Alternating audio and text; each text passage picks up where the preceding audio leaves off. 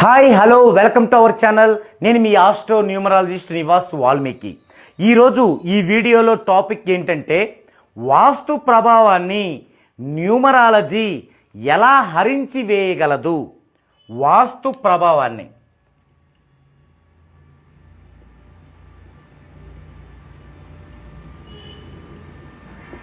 Numerology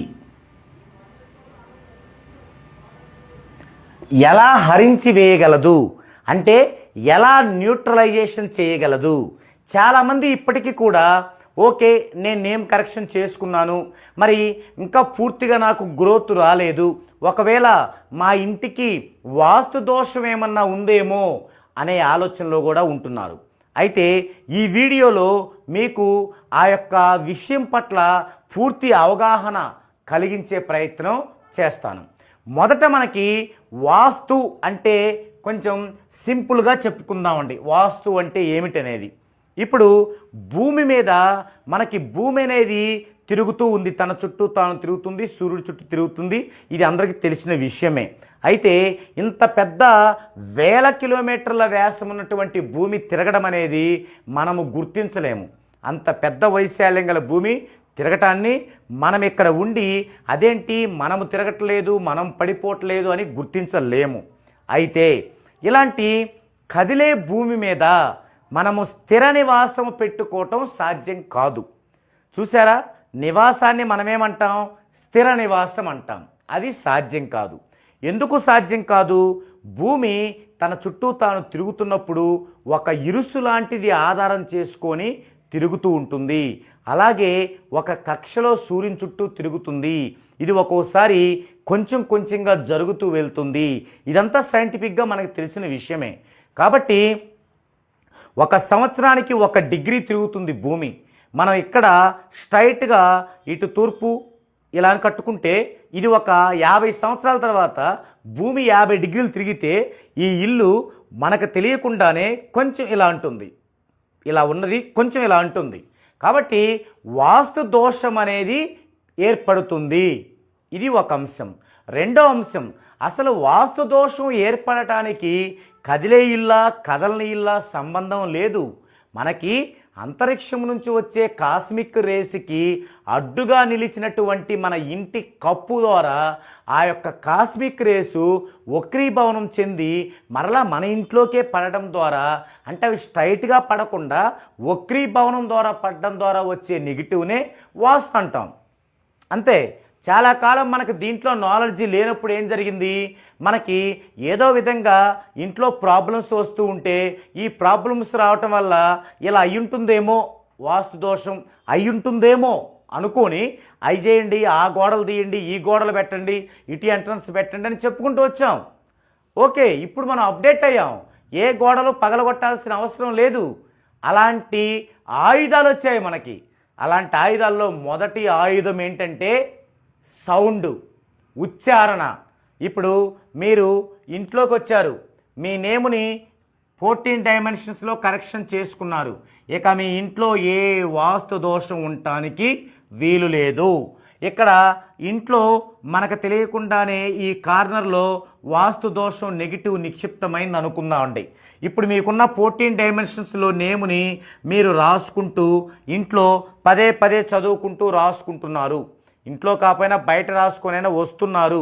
అది మీ బాడీకి apply అయ్యిద్ది కాబట్టి అది గ్రాడ్యువల్గా ఈ మైనస్ అంతా పోయి ఇది పాజిటివ్ అవుతుంది.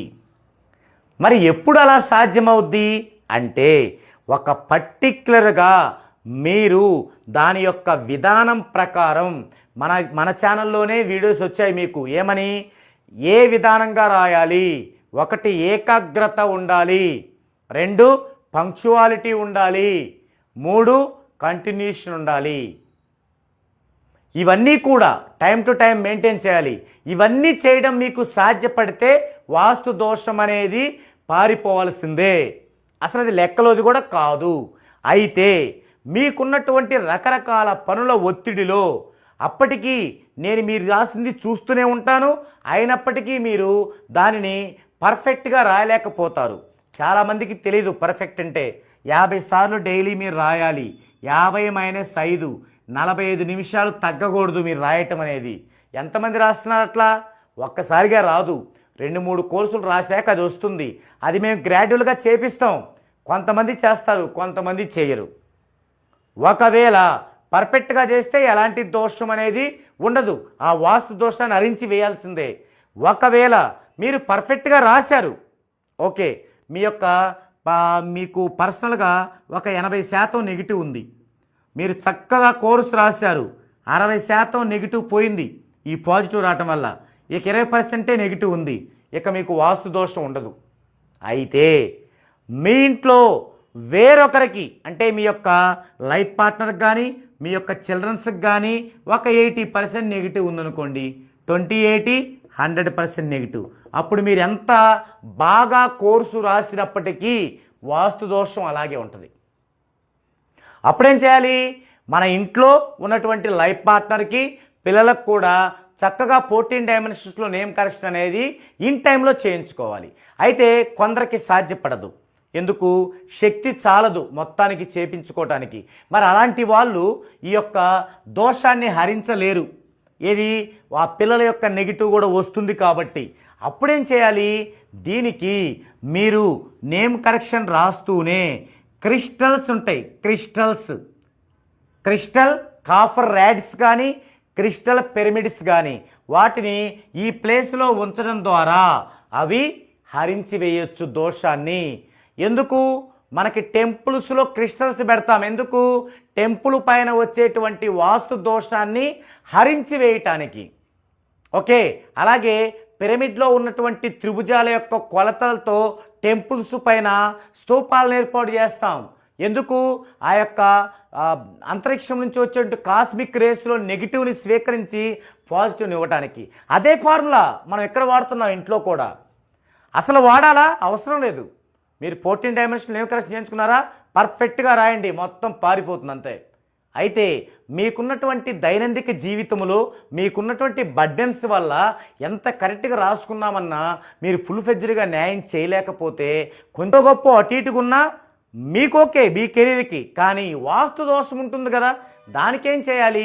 మీకు శక్తి ఉంటే క్రమక్రమంగా ఇంట్లో వాళ్ళ మొత్తాన్ని 14 డైమెన్షన్స్లో నేమ్ ఉంచాలి.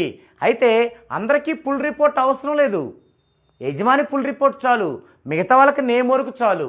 అలా చేసుకుంటే ఆ హౌస్ అంతా, ఆ ఫ్యామిలీ అంతా కూడా గోల్డెన్ మయం అవుతుంది. ఇక ఈ యొక్క వాస్తు దోషాలు కానీ ఎలాంటి నెగిటివ్స్ అయినా సరే పారిపోవాల్సిందే. అయితే మీరు న్యూమరాలజీని పర్ఫెక్ట్గా రాయకపోయినా 50-50గా రాసినా కూడా మామూలు దోషాలు పోతాయి, వాస్తు దోషాలు. కానీ కొన్ని వాస్తు దోషాలు ఎలా ఉంటాయంటే అంతరిక్షం నుంచి వచ్చేటువంటి కాస్మిక్ రేస్ వల్ల కాకుండా ఆ సైట్లో ఆల్రెడీ శల్య వల్ల వస్తుంది. శల్య అంటే ఎముకలు. చాలా కాలం క్రితం ఆ సైట్ ఖాళీగా ఉన్నప్పుడు దానిలో నంబర్ ఆఫ్ జీవులను, చచ్చిపోయిన జీవులను వేయటం వల్ల ఆ తర్వాత మనం ఆ మేరు పోసుకుంటూ బాగా అది హైట్ పెరిగింది, కానీ లోపల ఆ జీవుల యొక్క కళేబరాలు ఉంటాయి. శరీరం అయితే మట్టి అయిపోతుంది, కానీ ఎముకలు అవ్వవు. అవి 10 సంవత్సరాలు, 20 సంవత్సరాలు, 50 సంవత్సరాలు, 100 సంవత్సరాల తర్వాత అవి చిట్లుతాయి. చిట్లి అందులో నుంచి ఒక ద్రవం ఉత్పత్తి అవుతుంది, అది నెగిటివ్తో కూడి ఉంటుంది. ఆ ద్రవమే గనక మీరు బోరు వేసుకున్నప్పుడు బోరుకి అటాక్ అయిందనుకోండి, ఆ నెగిటివ్ అనేది బోరు వాటర్లోంచి వస్తుంది. అప్పుడేం చేయాలి? మీరు నేమ్ కరెక్షన్ చేసుకున్నప్పటికీ కూడా ఆ పరిస్థితి ఉంది అంటే ఆ బోరు చుట్టూ కాపర్ ర్యాడ్లని భూమిలో పాతి పెట్టాలి. ఆ కాపర్ క్రిస్టల్ ర్యాడ్స్లో ఆ యొక్క నెగిటివ్ని హరించి వేసి పాజిటివ్ని ఉత్పన్నం చేయగలిగేటువంటి బ్రహ్మాండమైన శక్తి ఉంటుంది. అది ఒకటి ఉంది వాస్తుపరంగా. అంటే ఒక అంతరిక్షం నుంచి వచ్చే కాస్మిక్ రేసే కాకుండా శల్య వాస్తు అంటారు దాన్ని, అలా ఉంది. అదేవిధంగా ఒక్కొక్కసారి మీరు వాడేటువంటి ఆ సైట్ అనేది బల్లపరుపుగా లేకుండా ఎగుడు దిగుడుగా ఉంటుంది. మీరు ఎంత కవర్ చేసినా అది అలాగే ఉంటుంది. అప్పుడు కూడా మీకు ఆ యొక్క భూమి నుంచే దోషం ఉంటుంది. అప్పుడైనా సరే మీరు మీ యొక్క నేమ్ కరెక్షన్తో పాటు ముందు జాగ్రత్తగా ఆ యొక్క పిరమిడ్స్ కానీ కాపర్ ర్యాడ్స్ కానీ దాంట్లో వేసుకోవటం మంచిది. ఒకవేళ ఇంటి శంకుస్థాపనప్పుడు గనక శంకువుకి బదులుగా ఒరిజినల్ శంకు దొరికిందా ఓకే, మరి దొరకలేదు ఒరిజినల్ శంకు. ఈ మధ్య అందరూ కూడా శంకుని తయారు చేస్తున్నారు, అవి వద్దండి, పనికిరావు. ఒకవేళ శంకుని కనుక మీరు తెచ్చుకుంటే కట్టెతో చేయించుకోండి, కర్రతో చేయించుకోండి. ఆ కర్రలో కూడా కొన్ని జాతులు కర్రలతో చేయించుకోవాలి. అవన్నీ కూడా మనకి రెమెడీస్ అనేటువంటి ఛానల్ త్వరలో రాబోతుంది, దాంట్లో వివరంగా వివరిస్తాను, వాటితో చేసుకోండి. ఇదంతా ఎందుకనుకుంటే శంకుస్థాపన రోజు అక్కడ మీరు శంకుకి బదులుగా క్రిస్టల్ పిరమిడ్ని స్థాపించుకోండి. ఈ క్రిస్టల్ పిరమిడ్ వల్ల మీకు ఈ యొక్క అంతరిక్షం నుంచి వచ్చే కాస్మిక్ రేసే కాకుండా భూమిలో నుంచి వచ్చేటువంటి వాస్తుకు కూడా అది ఫుల్ రెమెడీని ఇస్తుంది. ఈ విధంగా న్యూమరాలజీ అనేది వాస్తుని హరించవేయగలిగిద్ది. అయితే మీరు పర్ఫెక్ట్గా రాసినప్పుడు మీ ఇంట్లో మీ ఫ్యామిలీ మెంబర్స్కి కూడా పాజిటివ్ ఉన్నప్పుడు సాధ్యం. మీ వరకే ఉంది పాజిటివ్, ఇంట్లో వాళ్ళకు లేదు, వాస్తు దోషం ఉంటుంది.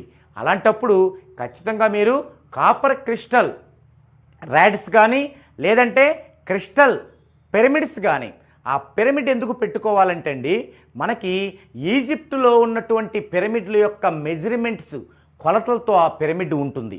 ఎందుకు మన ఇండియాలో ఎక్కడా కూడా పిరమిడ్ లేదు, ఎందుకు ఆ అవసరం మన ఇండియాకి లేదు, ఎందుకు అలాంటి అద్భుతమైన శక్తులు ఉన్నటువంటి అదే మెజర్మెంట్స్ ఉన్నటువంటి త్రిభుజాలు మన యొక్క శ్రీచక్రములో పొదగబడి ఉన్నాయి. కాబట్టి మనకి ఈజిప్ట్ పిరమిడ్ లాంటి పిరమిడ్ అవసరం లేదు. అయితే శ్రీచక్రంలో ఉన్నాయి కదా అని మన ప్రతి ఇంట్లో శ్రీచక్రాన్ని పెట్టుకోలేం. కాబట్టి అదే మెజర్మెంట్స్ ఉన్న క్రిస్టల్ పిరమిడ్స్ని మనం గనక ఇంట్లో పెట్టుకున్నట్లయితే మనకి పూర్తి హ్యాపీగా ఉంటుంది, దోషాలు ఉండవు, చాలా రిలాక్స్గా ఉంటుంది, మీ మనసు కూడా బాగుంటుంది. కొంతమందికి బయటికి వెళ్ళొస్తారు పనికి, రకరకాల పనులకి, నిద్ర పట్టదు, ఎంతసేపు అయినా నిద్ర పట్టదు. అలాంటి వాళ్ళు బెడ్ దగ్గర కనుక బెడ్ కింద కానీ బెడ్ తలాపును కానీ ఒక్క పిరమిడ్ ఉంచుకోండి, అద్భుతంగా మీకు నిద్ర పట్టిద్ది, మంచి పాజిటివ్ ఇస్తుంది. కారణం ఒకటే, మనం టెంపుల్స్కి వెళ్ళినప్పుడు ఎక్కడి నుంచి వస్తుంది రిలాక్స్? మనకి దేవుడిస్తాడు అనేది మన పూర్వీకులు మనకు చెప్పిన సాంప్రదాయం. నిజమేంటి? చదువుకున్న మనకు తెలుసు. దేవుడు అంటే ఏంది? పీస్ఫుల్. ఆ పీస్ఫుల్ ఇచ్చేదే ఈ యొక్క క్రిస్టల్స్. అదే క్రిస్టల్స్ కనుక మన ఇంట్లో ఉంటే అద్భుతమైనటువంటి ప్రయోజనాలని మనము పొందొచ్చు. ఇంకా ఈ యొక్క క్రిస్టల్ పిరమిడ్స్, క్రిస్టల్ కాపర్ ర్యాడ్స్ గురించి ఒక ప్రత్యేకమైన వీడియో చేయబోతున్నాను, చూడండి. అవి ఎక్కడ లభిస్తాయి, వాటి కాస్ట్ ఎంత అవుతుంది, వాటిని ఎలా ఉపయోగించాలి, ఏదన్నా ఇల్లు శుభ్రం చేస్తున్నప్పుడు వాటిని ఎలా తీసి శుభ్రం చేయాలి, ఇలాంటి విషయాలని కూడా మీరు అందులో తెలుసుకోవచ్చు. ఇది న్యూమరాలజీ వాస్తుని ఎలా హరించి వేయగలదు అన్న టాపిక్ ఇది.